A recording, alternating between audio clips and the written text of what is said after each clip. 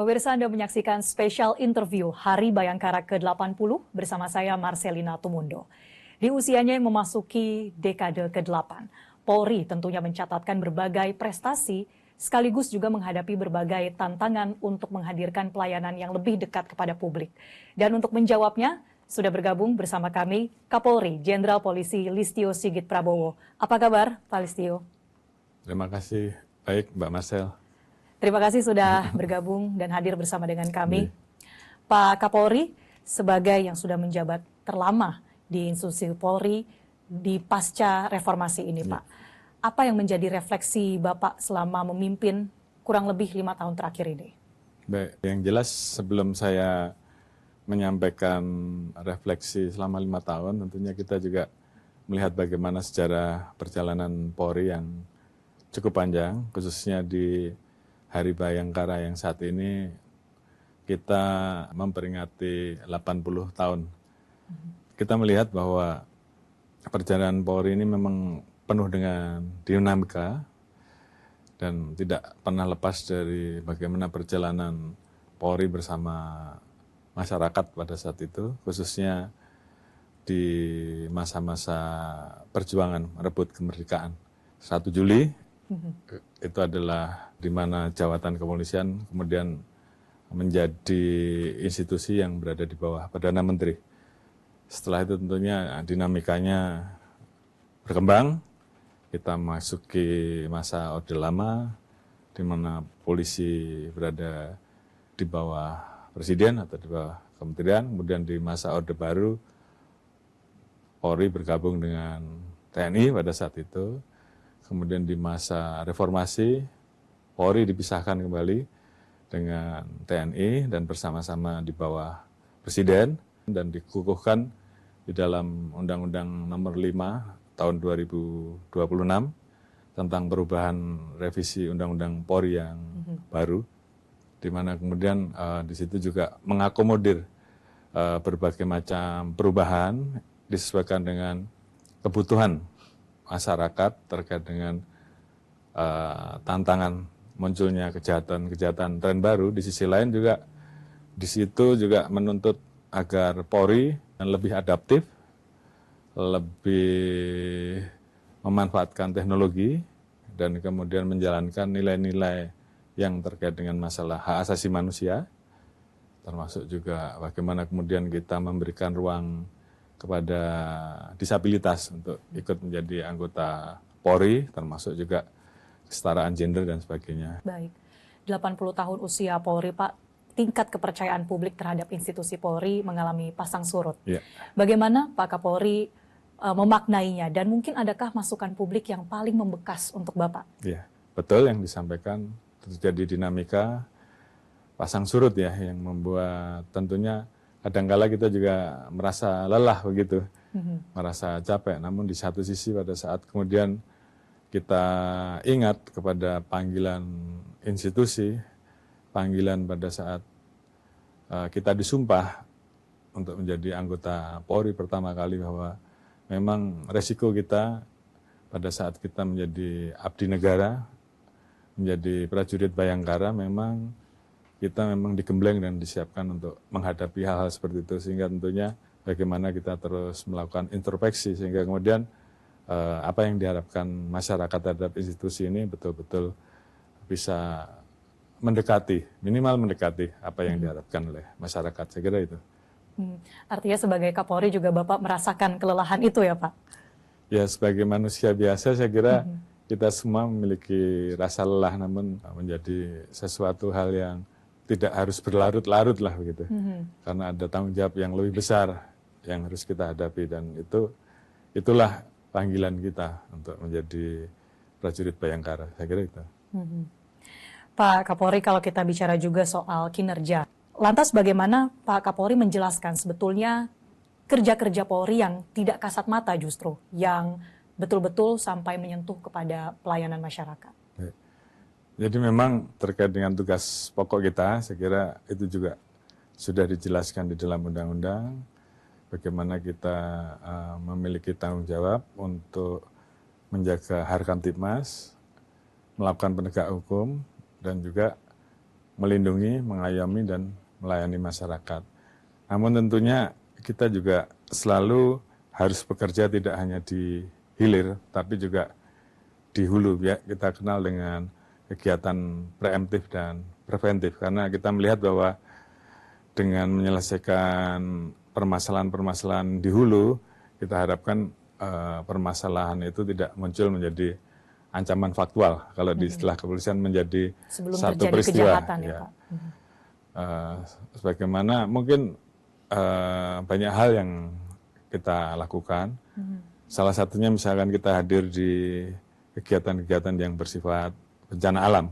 Bagaimana Polri hadir untuk menjadi representasi negara yang harus datang cepat. Demikian juga dengan tugas-tugas lain. Sebagai contoh terkait dengan berkembangnya kemajuan digital saat ini, di mana kita melihat bahwa hampir kurang lebih 81,72% masyarakat kita saat ini memang melek digital, kurang lebih 235 juta orang yang mungkin saat ini sarapannya selain makan Buka handphone. juga buka handphone Akses dan nggak tahu informasi. mana yang lebih dulu.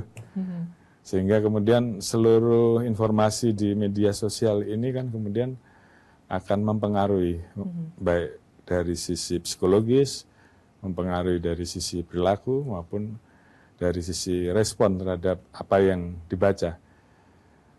Yang menjadi masalah bahwa secara rata-rata pemahaman literasi kita masih di bawah rata-rata ASEAN. Rata-rata ASEAN itu kurang lebih sekitar 70%, sementara kita ini kurang lebih 62%. Sehingga hal-hal ini yang mau tidak mau kami kemudian ikut dalam bagian untuk memberikan edukasi. Walaupun itu mungkin bukan tugas kita, namun kalau itu tidak kita lakukan, ini juga akan memunculkan potensi terjadinya kejahatan. Karena memang banyak sekali kejahatan di dunia cyber yang saat ini muncul, yang kemudian tidak disadari oleh masyarakat. Kita juga berusaha untuk melakukan perbaikan pelayanan dengan menggunakan teknologi. Kita membangun yang namanya super app presisi, di mana kita berusaha ingin membuat masyarakat lebih mudah untuk bisa dilayani. Misalkan kita membangun SKCK online, perpanjangan SIM online, kemudian juga ke depan kita juga ingin terkait dengan izin-izin keramaian itu bisa kita layani semua secara online. Kegiatan-kegiatan lain mendukung program-program pemerintah, mungkin swasembada pangan, membangun jembatan, kemudian MBG dan sebagainya. Masih banyak lagi lah. Ya, program-program prioritas pemerintah pusat tadi Pak, kita akan membahasnya lebih detail di segmen berikutnya, dan pemirsa tetap bersama kami dalam special interview.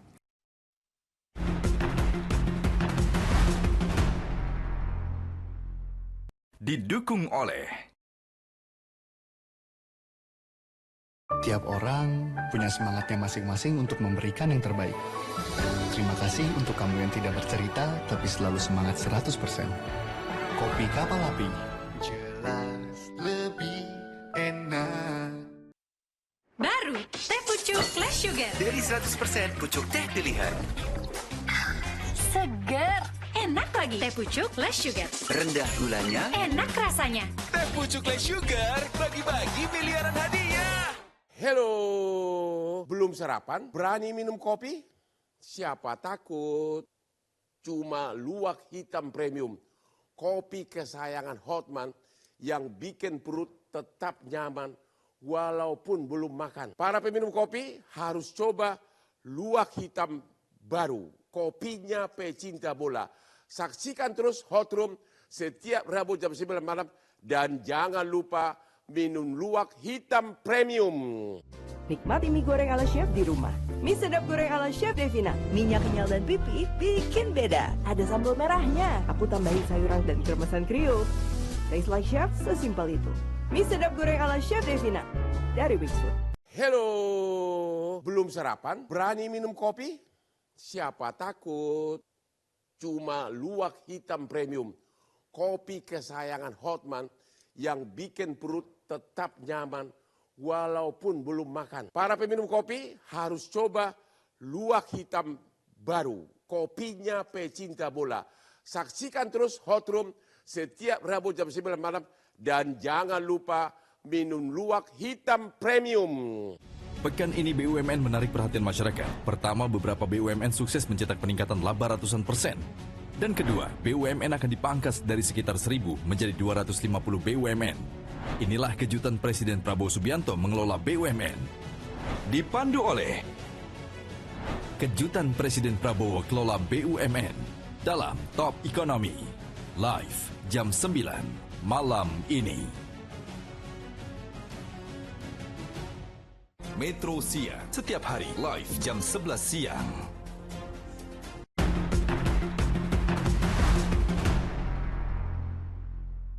Didukung oleh Anda kembali bersama kami pemirsa dan kita lanjutkan perbincangan bersama dengan Bapak Kapolri. Pak, salah satu program yang terus digencarkan oleh Polri adalah layanan 110. Ini yang menjadi hotline begitu ya Pak, panggilan darurat untuk masyarakat. Namun tantangan di lapangan yang mungkin masih ditemukan seperti masih adanya prank call, kemudian juga dibutuhkan sosialisasi lebih masif kepada publik, bahkan peningkatan kapasitas sumber daya Polri untuk menanggapi layanan itu. Bagaimana evaluasinya sejauh ini kalau dari kacamata Pak Kapolri? Baik. Jadi layanan 110 ini memang merupakan bagian dari upaya kita untuk betul-betul bisa meningkatkan pelayanan kepada masyarakat. Dalam perjalanannya kita kemudian melakukan perbaikan terhadap teknologinya sehingga setiap yang menghubungi kami bekerja sama dengan Dukcapil, bekerja sama dengan instansi lain sehingga kemudian setiap yang menghubungi kami, identitasnya bisa diketahui, termasuk tempatnya juga kita bisa tahu, sehingga kemudian kami bisa meningkatkan lagi interaksi yang ada, dan kita juga memberikan SOP kepada layanan 110 itu, bahwa apabila 10 detik dia tidak diangkat, maka secara berjenjang, misalkan di level polsek yang ditelepon, maka dalam waktu 10 detik dia akan bergeser ke Polres ke Polda, dan Polda ke Mabes, sehingga kemudian kita akan mengingatkan. Jadi kita berusaha untuk melakukan perbaikan, dan saya melihat respon publiknya juga lumayan bagus. Beberapa waktu ini setelah kita lakukan perbaikan, hampir kurang lebih 9,7 juta panggilan lah yang sudah masuk, dan direspon baik, hampir 80%. Ini tentunya akan terus kita lakukan perbaikan sehingga kemudian layanan 110 ini betul-betul memang bisa membantu masyarakat. Baik, sekarang kita bicara soal keterlibatan Polri dalam program prioritas pemerintah, Pak. Salah satunya adalah dalam program ketahanan pangan melalui pengembangan atau penanaman jagung. Nah, tegaskan pada publik, Kak, mengapa kemudian Polri ini perlu untuk berperan dalam ketahanan pangan dan bagaimana hasilnya sejauh ini, Pak? Baik, terima kasih. Yang jelas, Bapak Presiden sudah mencanangkan program ketahanan pangan atau program swasembada pangan di program Astagita beliau. Tentunya Polri terpanggil untuk kemudian ikut mendukung apa yang menjadi program Bapak Presiden, dan alhamdulillah saat ini Polri kemudian mencanangkan satu program untuk bisa ikut berkontribusi, khususnya tanaman jagung ya. Kita membuat rencana akan menanam jagung di 1 juta hektar lahan. Dan progresnya saat ini terus kita laksanakan, kurang lebih hampir 600.000 hektar mungkin yang kita sudah mulai bisa tanam, dan progres kita akan terus kita tuntaskan. Mudah-mudahan di tahun 2026 akhir 1 juta hektar lahan ini betul-betul bisa tertanam. Bagi Polri, dengan adanya masyarakat yang kemudian secara kesejahteraannya meningkat, tentunya juga ini berdampak kepada angka kriminalitas yang akan semakin turun. Karena memang ada beberapa peristiwa kejahatan yang memang sumbernya karena dari masalah ekonomi. Di sini kami memiliki kepentingan untuk mendorong masyarakat untuk kemudian bisa hidup sejahtera. Salah satunya adalah masyarakat petani yang tergabung di dalam Gapoktan. Baik. Ya.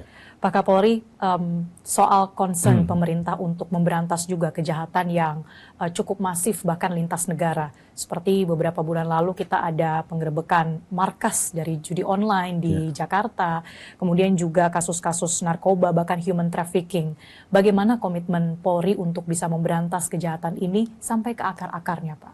Jadi terkait dengan peristiwa-peristiwa seperti judi online, kita berusaha untuk membangun kerjasama dengan PPATK, kemudian Komdigi, kemudian kita juga berusaha bekerja sama dengan negara-negara lain yang memang banyak sekali terjadi pelaku-pelaku, baik di negara-negara tertentu dengan kerjasama polis to polis. Karena memang modus operandinya mereka kadang-kala memposisikan Indonesia menjadi korban, rakyatnya menjadi korban, sementara permainannya diremut dari luar negeri.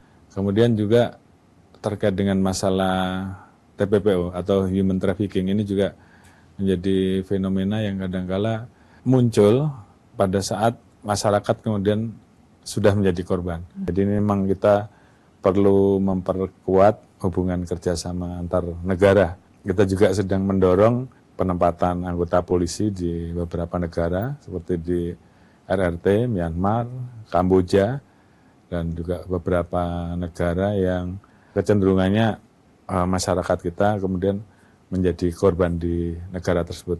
Polri juga menjalankan ada SPPG Polri yang bahkan mendapatkan apresiasi dari Presiden Prabowo Subianto. Apa yang menjadi saran Pak Kapolri dalam mengoperasikan SPPG ini supaya sesuai dengan standar dan transparan untuk menanggapi mungkin gonjang-ganjing yang saat ini sedang terjadi di tengah publik? Ya, terima kasih. Memang beberapa waktu yang lalu Polri mendapatkan penugasan dari Bapak Presiden untuk ikut membantu pengembangan terkait dengan SPPG.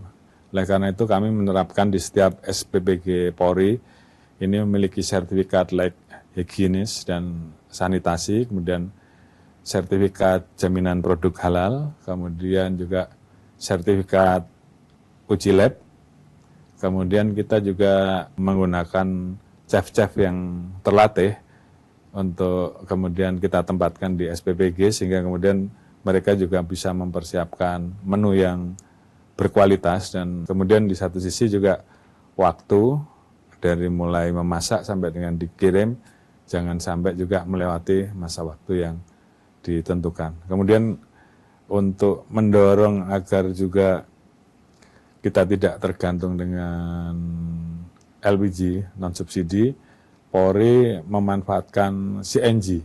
Itu adalah LPG yang dikompres dan saat ini ada kurang lebih 50 SPPG yang saat ini kita gunakan CNG. Manakala ini betul-betul bisa dikelola dengan baik, tata kelolanya juga baik, kualitasnya juga baik, ini tentunya akan mendorong pertumbuhan ekonomi di daerah. Ya. Pertanyaan berikutnya Pak, ketika memasuki tahun Bayangkara yang baru, what's next? Terutama ketika ada agenda reformasi Polri. Kita akan bahas usai jeda, Bapak. Pemirsa tetaplah bersama kami di Special Interview.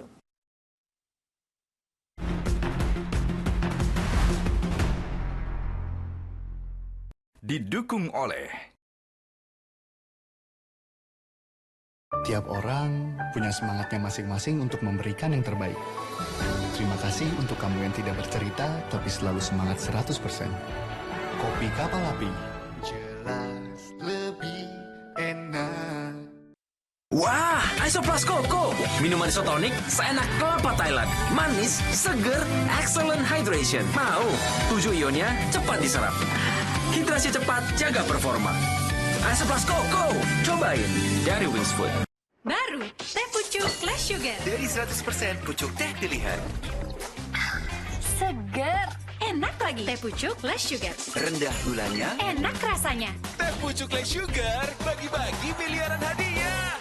Hello, belum sarapan? Berani minum kopi? Siapa takut? cuma luwak hitam premium. Kopi kesayangan Hotman yang bikin perut tetap nyaman walaupun belum makan. Para peminum kopi harus coba luwak hitam baru. Kopinya pecinta bola. Saksikan terus Hot Room setiap Rabu jam 9 malam. Dan jangan lupa minum luwak hitam premium. Renovit Go, kolaborasi 13 mineral, 12 vitamin, dan 4 zat aktif. Jaga kesehatan mata, daya ingat, dan stamina. Renovit Go, jaga kesehatan usia senja. Produksi Konimax. Editorial Media Indonesia hadir lebih awal. Opini surat kabar terpercaya hadir di pagi hari Anda. Membahas isu secara tajam dan mengulas peristiwa dengan lebih mendalam. Tampil matang dengan dialog interaktif. Mengajak Indonesia menyikapi permasalahan bangsa dengan terukur dan cerdas. Editorial Media Indonesia, Senin hingga Jumat jam 7 pagi. Top News, setiap hari, live jam 8 malam.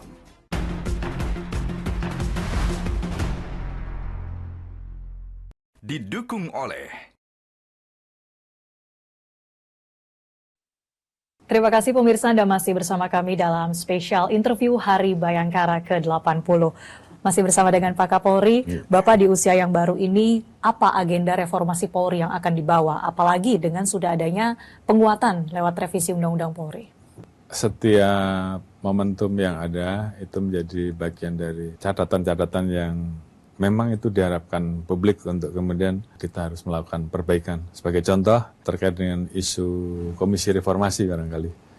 Pada saat kita melakukan penanganan unjuk rasa beberapa waktu yang lalu, 1 tahun yang lalu, yang dulunya Polri dianggap represif, maka kemudian kita melakukan perbaikan dan konsep kita yang tadinya mengamankan, saat ini kita mendekatkan pelayanan, dialog, kita mendekatkan kepada upaya-upaya yang lebih humanis, kita membuka ruang-ruang untuk membantu mengkomunikasikan agar pesan itu sampai, misalkan memfasilitasi bertemu dengan perwakilan rakyat yang ada di PRRI atau di DPRD, ataukah di pemerintah daerah, ataukah di pemerintah pusat, sehingga kemudian tidak terjadi sumbatan yang terputus ya.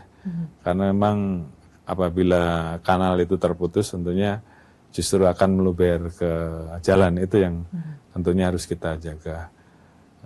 Hal-hal ini yang tentunya semakin hari terus kita lakukan evaluasi, dan harapan kita di tengah situasi yang ada semuanya tetap bisa terkelola, dan harapan kita ini betul-betul kami titip ke masyarakat bahwa Polri bukan bagian dari yang harus menjadi lawan, tapi jadikan kami sebagai mitra, sebagai teman curhat, manfaatkan kami untuk bisa membantu, memfasilitasi apa yang diharapkan dari teman-teman yang sedang melakukan kegiatan menyampaikan aspirasi. Saya kira ke depan kami akan menjaga seperti itu. Baik, Pak Kapolri, institusi Polri juga ini mengembangkan adanya sekolah-sekolah unggulan untuk bisa membangun SDM anak-anak muda kita di bidang edukasi.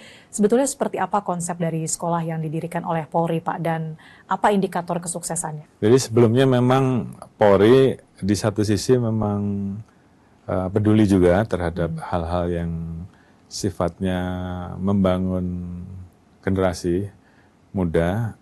Kita sebelumnya hampir memiliki 709 satuan pendidikan, mulai dari PAUD sampai dengan SMP, SMK, bahkan juga SLB, TPQ, hingga madrasah.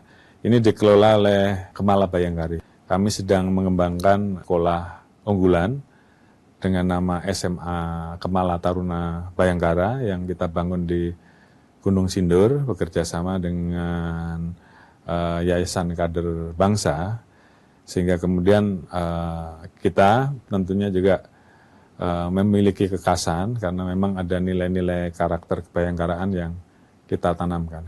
harapan kita bisa memilih anak-anak yang memang memiliki kemampuan yang baik. Kemudian saat ini juga kita masuk dalam jaringan IB World School. Beberapa waktu yang lalu kita mendapatkan International Baccalaureate Diploma, dan kita memiliki rencana bahwa anak-anak ini selain nanti masuk ke sekolah-sekolah unggulan yang ada di Indonesia, ataupun masuk ke sekolah-sekolah kedinasan yang ada di Indonesia, mereka bisa juga melanjutkan sekolahnya ke 20 universitas terbaik di dunia. Dan saat ini program ini sedang kita jalankan terhadap orang-orang yang memiliki talent khusus, kita siapkan. Saat ini kita sudah memiliki 2 angkatan ya. Angkatan pertama itu terpilih 120 siswa dari 11.000 yang mendaftar. Kemudian angkatan yang kedua ini terpilih 180 orang dari 14.852 yang mendaftar. Jadi harapan kita tentunya anak-anak inilah yang ke depan di momentum bonus demografi di tahun sekitar 2030 mungkin sampai dengan 2040. Usia mereka menjadi usia-usia yang memang siap untuk menjadi generasi-generasi unggulan pada saat kita masuk ke Indonesia Emas 2045. Apa yang menjadi pesan Bapak untuk seluruh masyarakat Indonesia di Hari Bayangkara ke-80? Kami ingin bahwa Polri ini betul-betul bisa hadir sebagai institusi yang profesional, institusi yang modern, polisi yang betul-betul berada di tengah-tengah masyarakat untuk bisa hadir pada saat polisi dibutuhkan dan tidak ada jarak, sehingga kita ingin polisi dekat, dipercaya dan dicintai masyarakat. Mungkin itu yang menjadi harapan kami, dan kami titip kepada masyarakat untuk tolong bersama-sama kita jaga institusi ini sehingga institusi ini betul-betul menjadi milik masyarakat. Baik, Ya. terima kasih Pak Terima kasih. Kapolri Jenderal Polisi Listio Sigit Prabowo Ya. sudah bergabung dan juga memberikan pandangannya. Semoga Hari Bayangkara ini juga menjadi suntikan semangat ya Pak untuk seluruh prajurit atau insan Bayangkara di seluruh Indonesia. Terima kasih Pak Terima Kapolri. kasih Mbak Marcel. Dan pemirsa, demikianlah perjumpaan kita. Mewakili rekan-rekan yang bertugas, saya Marcelina Tumundo pamit. Terima kasih dan sampai jumpa. Terima kasih Bapak.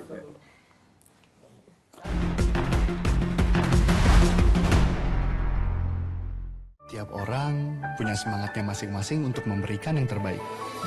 Terima kasih untuk kamu yang tidak bercerita, tapi selalu semangat 100%. Kopi Kapal Api. Jelas lebih enak.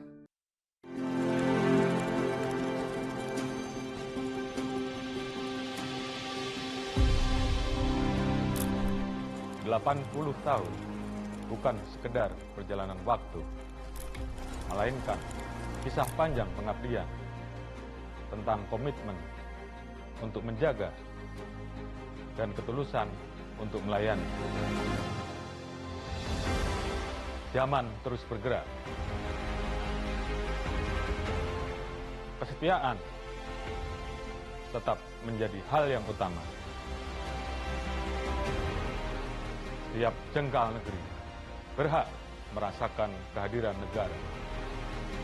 Kami ada untuk menghubungkan yang jauh, menguatkan yang lemah, melindungi yang berharga, dan membersamai masyarakat dalam setiap langkah. Di lautan yang luas, perbatasan negeri, di jalur-jalur yang mempertemukan jutaan harapan, hingga di desa-desa yang jauh dari keramaian. Pengabdian itu terus membara, karena Indonesia bukan hanya tentang hari ini, tetapi tentang masa depan yang kita siapkan bersama. Menumbuhkan kepercayaan, merawat harapan, 80 tahun Bayangkara bertumbuh bersama Indonesia. Atas nama seluruh keluarga besar Kepolisian Negara Republik Indonesia beserta Bayangkari, saya mengucapkan Selamat Hari Bayangkara ke-80. Polri untuk masyarakat. Salam presisi. Jelajahi cara baru mendapatkan informasi. Download Metro TV Extend sekarang.